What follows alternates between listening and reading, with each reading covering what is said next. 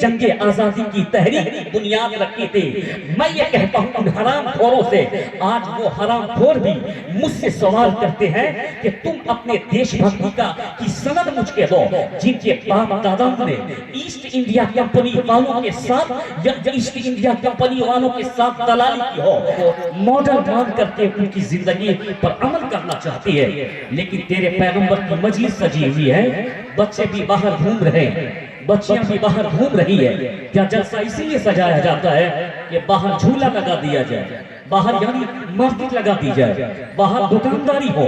دکانداری کے لیے تو روزانہ اعظم نگر میں دکان کھلی ہوتی ہے، روزانہ باسوئی میں لوگ مارکیٹنگ کرتے ہیں، آپ کا ضلع کٹیہار وہاں لوگ شاپنگ کرتے ہیں. جلسہ نہ دکانداری کے لیے، جلسہ نہ کسی جھولا کے لیے، جلسہ نہ کسی تماشا کے لیے، جلسہ نہ کسی یعنی ڈرامہ کے لیے ہے. جلسہ اس جگہ کا نام ہے جہاں بندہ آئے تو اللہ کے خوف سے روتا رہے، مصطفیٰ کی یاد میں تڑپتا رہے. اسی کو جلسہ. کیا جلسہ تماشا کرنے کے لیے بنایا گیا ہے؟ جلسہ لوگ تماشا کرنے کے لیے سجاتے ہیں؟ نہیں. جلسہ اس جگہ کو کہتے ہیں جہاں بندے کو قرآن سنایا جائے تو اس کا دل سہم سا جائے، حضور کی حدیث سنائی جائے تو اس کا دل سہم سا جائے، وہ یاد الہی میں روئے، اپنے گناہوں سے توبہ کرے، اپنے گناہوں کی معافی اللہ سے مانگے اور صدق دل سے توبہ کر کے کہے الہی میں اب تک بھٹکا ہوا تھا، میں توبہ کر کے نمازی بنتا ہوں، میں توبہ کر کے روزہ دار بنتا ہوں، میں توبہ کر کے صحیح مسلمان بنتا ہوں، میں توبہ کر کے کامل مومن بنتا ہوں. اس کو جلسہ کہا جاتا ہے. جلسے کا یہ اسٹیٹس ہوتا ہے، جلسے کا یہ مقصد ہوتا ہے، جلسے کا یہ مطلب ہوتا ہے عالموں کے مقام لوگوں کے سامنے میں رکھے جائے. میں نے قرآن پاک کی آیت مبارکہ تلاوت کی ہے. آدمی کیسے یعنی اس موضوع کے گفتگو کرے؟ پہلے ان کو تمہید ہی ماننی پڑتی ہے آپ کو سنوارنے کے لیے. 15 سے 20 منٹ لوگ آپ کو سنوارنے کی بات کرتے ہیں، تب جا کر کے وہ ٹاپک پہ جاتے ہیں. میں نے قرآن پاک کی ایک آیت مبارکہ تلاوت کرنے کا شرف حاصل کیا. زیادہ وقت میرے پاس نہیں ہے، خیر اب بھی جن کو بات سمجھ میں نہیں آئی ہے چھوڑ دیجئے. ہر آدمی اپنے حصے کا کام کرتا ہے. ہم اپنے حصے کا کام کر رہے ہیں، یہاں عالم دین اپنے حصے کا کام کر رہے ہیں، آپ بیٹھ کے اپنے حصے کا کام کر رہے ہیں، وہ اپنے حصے کا کام کر رہا. لیکن ناز کریں آپ اپنی قسمت پر کہ آپ اس وقت کسی بازار میں نہیں بھٹک رہے، بلکہ مصطفیٰ جان رحمت صلی اللہ تعالیٰ علیہ وسلم کی محبت میں مجلس نور میں آپ بیٹھے ہوئے ہیں. اللہ نے آپ کو توفیق عطا فرما دی دین کو سننے کی، دین کو سمجھنے کی، دین پہ عمل کرنے کی. اللہ نے عالم کی صحبت میں بیٹھنے کی توفیق آپ کو عطا فرما دی.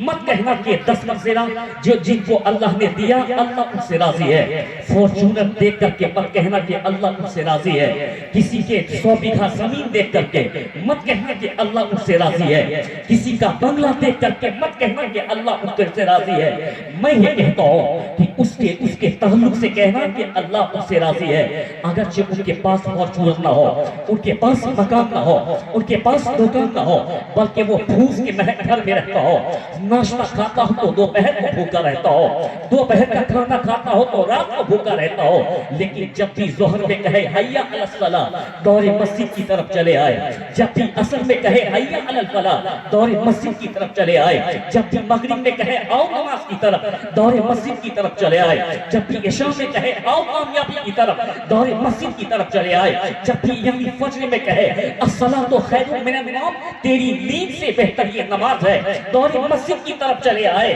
اللہ جب بندے سے راضی ہوتا ہے بنگلہ نہیں دیتا ہے، فارچونر نہیں دیتا ہے، بلکہ اپنے گھر کا دروازہ کھول دیتا ہے اور جنت کا اسے حقدار بنا دیتا ہے آخرت کی دولت. نعرہ تکبیر، نعرہ رسالت، مسلک اعلیٰ حضرت معراج النبی کانفرنس حضرت غلام غوث مرکزی. نعرہ تکبیر، نعرہ رسالت. بہت سارے شراب پینے والے حرام خور 10 منزلہ مکان میں رہتے ہیں، بہت سارے عیاش قسم کے لوگ یعنی فارچونر گاڑی پہ گھومتے ہیں. تو کیا وہ عزت دار ہو گئے؟ کیا وہ اللہ کے نزدیک اس کا کوئی مقام ہے؟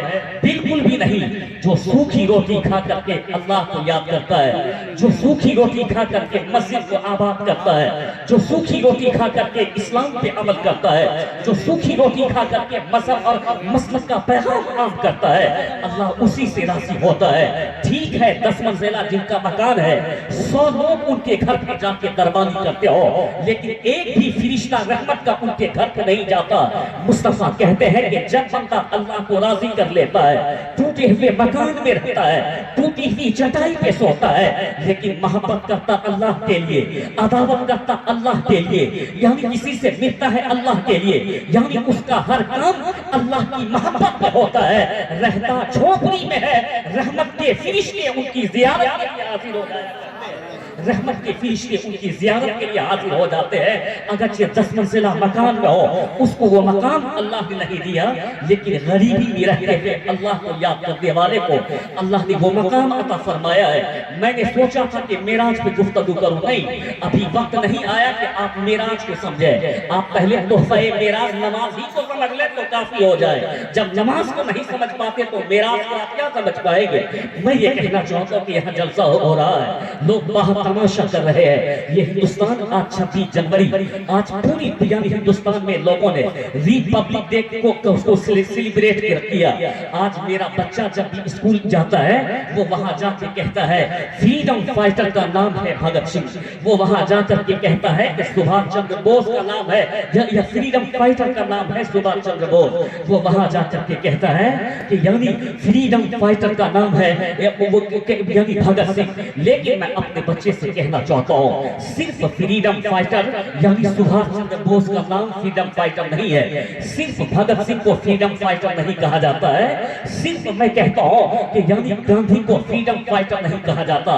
یعنی اگر سبھاش چندر بوس فریڈم فائٹر ہے تو مفتی عنایت احمد کاکوری بھی فریڈم فائٹر ہے. اگر بھگت سنگھ فریڈم فائٹر ہے تو مولانا کفایت علی بھی فریڈم فائٹر ہے. اگر گاندھی جی فادر آف نیشن ہے تو جنگ آزادی کی تحریک کے بانی کا نام علامہ فضل حق خیر آبادی ہے. اسی نے جنگ آزادی کی تحریک کی بنیاد رکھی تھی. میں یہ کہتا ہوں ان حرام خوروں سے آج وہ حرام خور بھی مجھ سے سوال کرتے ہیں کہ تم اپنے دیش بھکتی کی سند مجھ کے دو جن کے باپ دادا نے ایسٹ انڈیا کمپنی والوں کے ساتھ ایسٹ انڈیا کمپنی والوں کے ساتھ دلالی کی ہو جن کے باپ دادا نے یعنی انگریزوں کی دلالی کی ہو وہ مجھ سے سند مانگتا ہے. میں ڈنڈے کی چوٹ پہ کہتا ہوں میں یعنی آن کیمرہ کہتا ہوں کہ تو دلالی کرنے والا مجھ سے سند مانگتا ہے. مجھ کو تو اپنا سند دکھا کہ تو دیش بھکت ہے یا نہیں. میری سند دیکھنا ہے تو لال قلعہ دیکھ لیجیے میری سند ہے. میری سند دیکھنا ہے تو تاج محل دیکھ لیجیے میری سند ہے. میری سند دیکھنا ہے تو جو قطب مینار دیکھ لے یہ میری سند ہے. 26 جنوری 15 اگست کو خوبصورت سا نعرہ مسلم کمیونٹی کا بچہ دے کر کے کہتا ہے سارے جہاں سے اچھا ہندوستان ہمارا ہم بلبلیں ہیں اس کی یہ گلستاں. نعرہ تکبیر نعرہ رسالت مسلک اعلیٰ حضرت فیضان اعلیٰ حضرت خواجہ کا ہندوستان خواجہ کا سنی مسلمان. نعرہ تکبیر نعرہ رسالت. سارے جہاں سے اچھا ہندوستان ہمارا ہم بلبلیں ہیں اس کی یہ گلستاں ہمارا جن کے باپ داداؤں نے دلالی کی ہے ایسٹ انڈیا کمپنی کے ساتھ. وہ مجھ سے کیا سند مانگے گا وہ اپنی سند میرے پاس جمع کرے. لیکن یہ تیری حالت میں تجھ کو تہو بالا کر دیا. تم کو یہاں دین سننا چاہیے. تم ہسٹری پڑھتے ہو نہیں پڑھتے ہو. تم کو تو میلہ چاہیے جلسے میں. تم کو جلسے میں بھی سرکس چاہیے. تم کو جلسے میں بھی جھلوا چاہیے. قلم پکڑ یہ دور قلم کا دور ہے. علم سے وابستہ ہو جا یہ دور ٹیکنالوجی کا دور ہے. یعنی علم پہ منہمک ہو جا یہ دور ترقی کا دور ہے. تیرے پیغمبر نے ساری گائیڈ لائنز تم کو عطا کر دی لیکن آج تم بے راہ رہی اختیار کر کے تم نے اپنے آپ کو تہوبالا کر دیا. تم نے اپنے آپ کو نیست و نابود کر دیا. اس لیے آج ہاف پینٹ والا بھی تجھ کو آنکھیں دکھاتا ہے. دوسروں کی تاریخ پڑھنا بند کر دے بلکہ قلم اٹھا کر کے تاریخ لکھنا شروع کر دے. میں ان سے پوچھنا چاہتا ہوں کہ یعنی یہی وہ ہندوستان ہے جب سارے لوگ خاموش تھے. 26 جنوری کی بات ہے تو اس لیے میں کچھ باتیں کرنا چاہتا ہوں. ہمارے اس ہندوستان کو کبھی پرتگالیوں نے غلام بنایا. ہمارے اس ہندوستان کو کبھی فرانسیسیوں نے غلام بنایا. ہمارے ہندوستان پر لمبے دشک تک انگریزوں نے تقریباً 200 سال تک حکومت کی ہے. جس وقت انگریزوں نے اس اپنا ناپاک ارادہ ظاہر کیا تھا، چاروں طرف ہندوستان کی سمپتی کو، ہندوستان کی اکھنڈتا کو، ہندوستان کی خوبصورتی کو لوٹنے کا کام کیا تھا.